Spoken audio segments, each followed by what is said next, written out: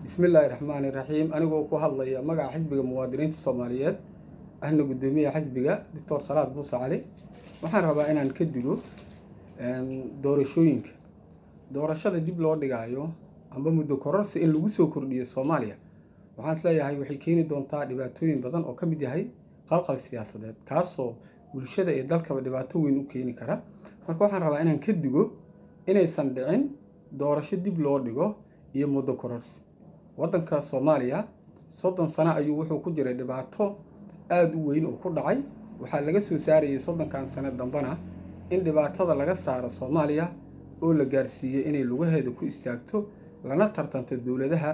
la midka ah ee caalamka taasoo loogu talagalay in dhibaatooyinka looga saaro ma ahan in la yiraahdo maanta muddo kororsi iyo waxaan sameynaynaa dib u dhigid doorasho taasoo keeni karta dhibaatooyinkaas Soomaaliya hadda uma fiicna inay dhibaato kale u laabato maxay yeelay waqti badan ay dhibaato ku jirtay taasoo saameyn ku yeelatay dal iyo dadba waa arkaysaan dhibaatooyinkii laga dhaxlay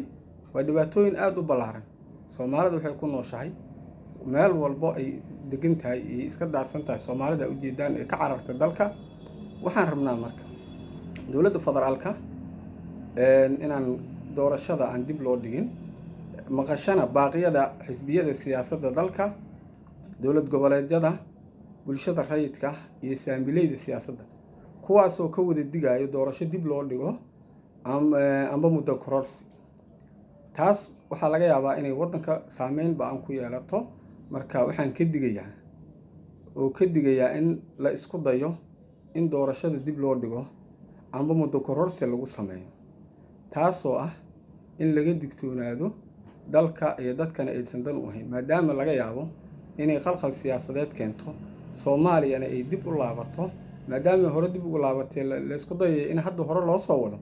ma ahan in dib loo laabo marka qof walba ay qusayso waxaan u sheegayaa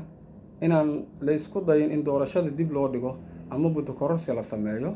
ee si cadaalad iyo daacad loo shaqeeyo doorashadana loo qabto qof walba oo Soomaaliyana uu tartamo haddii uu ku guuleysan karo iyo haddii uu ku guuleysan waayaba si wanaagsan in loo tartamo oo xor oo xalaal ah doorashadana waqtigeeda ay ku dhacdo maxaa yeelay Soomaaliya